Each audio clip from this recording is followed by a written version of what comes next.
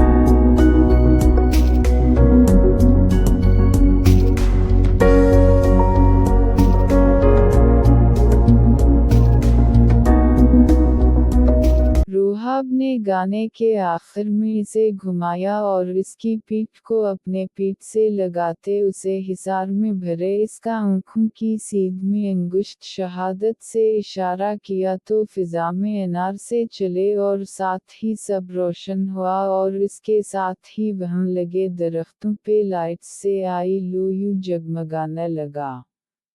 जाजी हैरत वाओ बेयकीनी के मिले जले तासुरात से ये सब देख रही थी।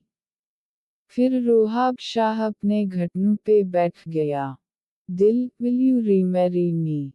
दिल, रोहाब शाह ने मखमली केस खोलकर उसकी तरफ बढ़ाते हुए कहा तो इसकी धड़कन थम सी गई। उसे ऐसा महसूस हुआ कि वो कोई ख्वाब देख रही है। उसने अपनी आँखें बंद करके दोबारा खोली तो वही सीन देखकर इसकी खुशी से आँखें भीगने लगी। से यस अपिया प्लीज़ हम बोल दो ना, हाविया ने चलाकर कहा तो उसने इर्द गिर्द देखा। सब दिलचस्पी से उसे देख रहे थे। मीडिया धड़धड़ उनकी तस्वीरें ले रहा था। इसकी निगाहें बेइख्तियार आलियन पे पड़ी जो तालियां बजा रहा था। वो इतना छोटा था उसे ये सब नहीं पता था लेकिन वो अपने माँ बाप को यूं देखकर एक्साइटेड था। आलियन की खुशी ने उसे चारों शाने चित कर दिया और उसने बेइख्तियार अपना हाथ आगे किया। रोहाब ने हाथ थामकर रंग पहनाई और फिर बोसा देता उठकर खड़ा होता उसे सीने से भैंस गया। फिर एकदम से लाइट्स ऑफ हुई और वहां सामने गेट से मीशा अंदर दाखिल होती दिखाई दी जिस पे फ्लैश लाइट्स पड़ रही थी और जाजी के चेहरे की मुस्कुराहट गायब हो गई जबकि रोहाब साकत वाओ जामिद सा खड़ा था। वेरी कांग्रेचुलेशंस, मीशा ने पास आकर रोहाब के रुखसार से रुखसार मास करते हाथ में पकड़े बके उसकी तरफ बढ़ाते हुए कहा। हर तरफ चामगुइया सटारट हो चुकी थीं। उसी वक्त मीडिया के लोग तेजी से उनके करीब आए। मीशा, आज से कई साल पहले रोहाब शाह ने आपको प्रपोज किया था मगर शादी न हो सकी आपसे, इसकी क्या वजह थी? एक एंकर ने मीशा से पूछा तो जाजी की आंखों के सामने जैद के वलीमे का मंजर दौड़ने लगा और दिल पे लगे जख्म जैसे फिर से ताज़े हो गए। वो करब से आंखें मैचती रोहाब शाह से दूर हुई। रोहाब नेस को कल रात से इस कदर टीज किया था और मकसद इसके लिए बर्थडे पार्टी ऑर्गेनाइज करना था, इसलिए उसे घर से बाहर रखने के लिए हाविया के साथ प्लान बनाकर पार्लर जाने पे मजबूर किया और फिर सब तैयारियां करने के बाद उसे लॉन तक लाया तो वो इसके सरप्राइज हैरान होने के साथ साथ किस कदर खुश थी ये इसके चेहरे से नजर आ रहा था। रोहाब ने प्रपोज किया तो वो एक्सपेक्ट करके रोहाब को खुशी से सरशार कर गई मगर इसकी खुशी न जाने क्यों पूरी होने से पहले ही ख़त्म हो जाती हैं। वो उसे सीने से लगाए अभी अपनी तशनगी मिटा रहा था कि एकदम से लाइट्स ऑफ हुई और फ्लैश लाइट में चलकर आती मीशा को देखकर इसकी सांसें रुक सी गईं। वो पास आई ही थी कि मीडिया ने इससे सवाल करने शुरू कर दिए। मीशा, आज से कई साल पहले रोहाब शाह ने आपको प्रपोज किया था मगर शादी न हो सकी आपसे, इसकी क्या वजह थी? एक एंकर ने मीशा से पूछा तो रोहाब ने बेइख्तियार जाजी को देखा जो दं चेहरे से मीशा को देखती एकदम से अपना हाथ छुड़वाती दूर हुई। वजह रोहाब शाह और जाजी का प्यार था, मीशा ने मुस्कुराकर एंकर को जवाब दिया। मगर आप बचपन की न सिर्फ दोस्त थी बल्कि उनकी पर्सनल सेक्रेटरी भी रही हैं। यह कि आप और रोहाब शाह बहुत क्लोज थे कि अक्सर तन्हाई में वक्त गुजार चुके थे। एक दूसरे एंकर ने सवाल किया तो मीशा के साथ साथ रोहाब शाह का रंग मुतगिर हो गया। देखिए वो हमारा पर्सनल मीटर है, आप इस तरह से सवाल नहीं कर सकते, और वो बीता हुआ कल है हमारा, आप में से किसी को कोई हक नहीं है कि आप लोग हमारे पर्सनल मामले में दखल अंदाजी दें। मीशा ने अपने माथे पे आए पसीने को पोंछते हुए कहा। सर पता लगा है कि ये शादी आपकी मजबूरी थी और उसी वजह से आपकी शादी बड़ी धूमधाम से नहीं हुई जैसे जैद साहब की हुई, और इसके अलावा आपका वलीमा भी नहीं हो पाया था, तो ऐसी क्या मजबूरी थी कि आपको मास जाजी शाह जैसी मिडिल क्लास लड़की से शादी करनी पड़ी। एंकर ने रोहाब शाह से सवाल किया तो वो उनका जवाब देने की बजाय गुमसम सा जाजी को देख रहा था। मीम आप बताइए कि हमें जो बताया गया है कि आपने रोहाब शाह को ब्लैकमेल करके शादी की थी, क्या ये सच है?